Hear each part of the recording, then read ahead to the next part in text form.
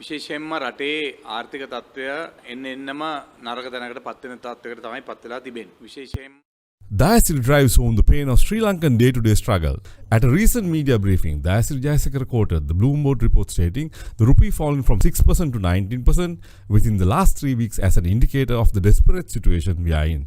He went on to say that according to the same report, it forecasts the US dollar to rise to 355 rupees towards the end of 2023. Dayasiri said it is sad that the people are still surviving with the monthly pay pack offered in 2019. The US dollar, which was around 180 at that time, is now averaging around rupees 320, and the government has totally lost the battle of cost of living skyrocketing daily. As a result, people are caught in a losing battle of trying to keep their families fed and schooled, he said. He said the traders, on the other hand, are raising the prices of imported goods at will to match the rising dollar, making living in paradise a nightmare. Most villagers and city folk who voted for Saubhagya are now happily reaping the rewards of their great decision, Dayasiri lamented. The current trend is the exodus of middle-class educated people leaving the island in panic, trying to keep their basic living standards alive, he said. It is generally called the expanded brain drain, adding to the professionals leaving in hordes looking for greener pastures. Dayasiri also pointed to the growing problem of travelling costs incurred by the working class, which eats away a healthy part of their monthly take-home. He says when the cost of living has risen by 76% and when the monthly payback is still tied to 2019, it is almost a miracle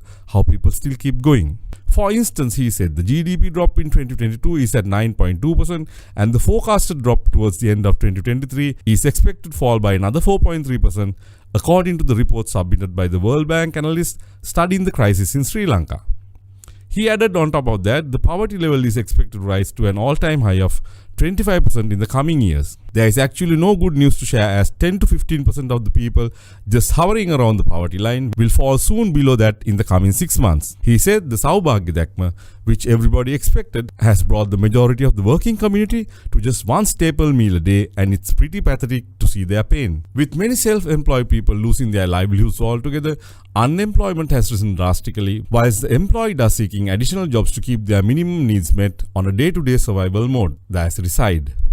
He said the situation is only getting worse, with the free healthcare sector falling victim to tender violations and malpractice taking place. The investigations carried out recently revealed the procurement of medicines and drugs away from the NMRA approval method and just on the minister's decision to help some of his buddies. According to Dr. Anand Vijayavikrama, many medicine purchases have been done recently without NMRA approval and without proper tender procedures, he said. The recent fatalities seen island-wide in government hospitals are the results of such procurement practices, he added. Today, patients are asked to buy 55% of medicine from outside pharmacies and they are in a total fix, as these are the poorest and the most helpless. Dayasiri said that nearly 20,000 tenders are generally carried out annually, but however, now the method has deviated to allow low-quality medicines to come into government hospitals through direct purchasing, putting the lives of patients at great risk.